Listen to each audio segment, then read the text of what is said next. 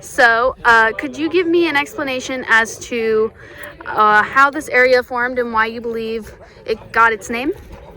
Oh, okay. That's a really good question.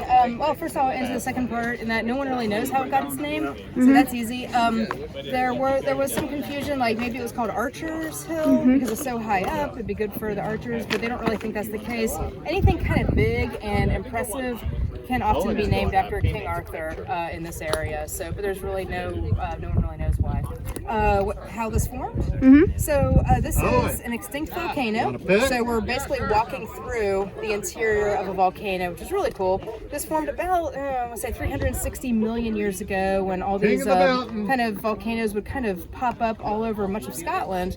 And then it was really active, lots of explosive behavior, really showing a violent history of Scotland. And then more recently, just in the last 2 million years, we had glaciers carve through, kind of bulldoze much of the rock, including these volcanic rocks, which are really, really hard and resistant. So they stood up as remnants left behind after the glaciers went off and left. So they remain elevated above a otherwise relatively level landscape.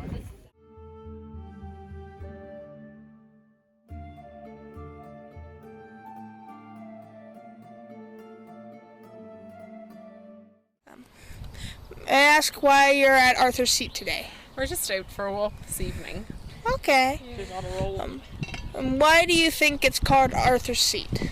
I had no idea. I've been thinking about it, maybe King Arthur or something. But again, not really very many ideas on that. So. Okay, well, thank you. Thanks.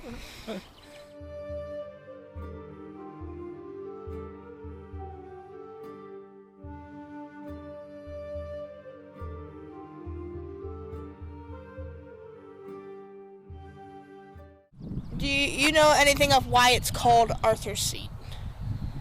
Well, there's lots of myths and legends, obviously. I don't know, I don't know if it's right. My understanding is that there's some sort of Arthurian legend around there, and the legend is that kings would have to walk up to the top to be crowned king, and obviously the city's just there, so they would walk from, I don't know, wherever the settlement was at the castle at the time and go up and be crowned. I don't know if that's true, but yeah, that's what I've heard. Something to do with kings and Arthurian legend and crownings and stuff like that.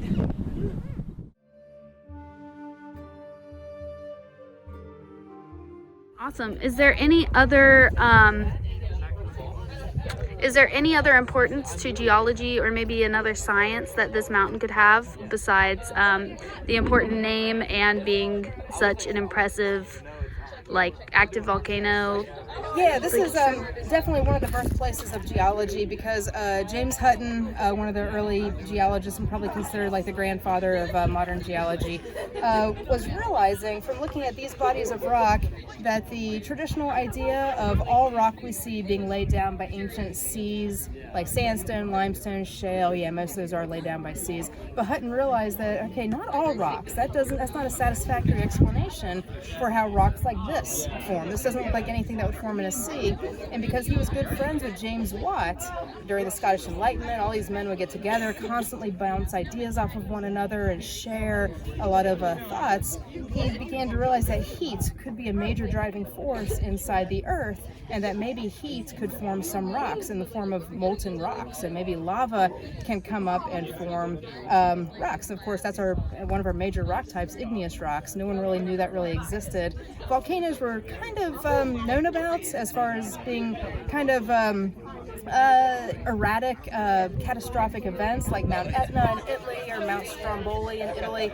Europeans knew a little bit about those, but they didn't see them as more than just some weird irregularities. They didn't see them as an essential part of how our planet operates.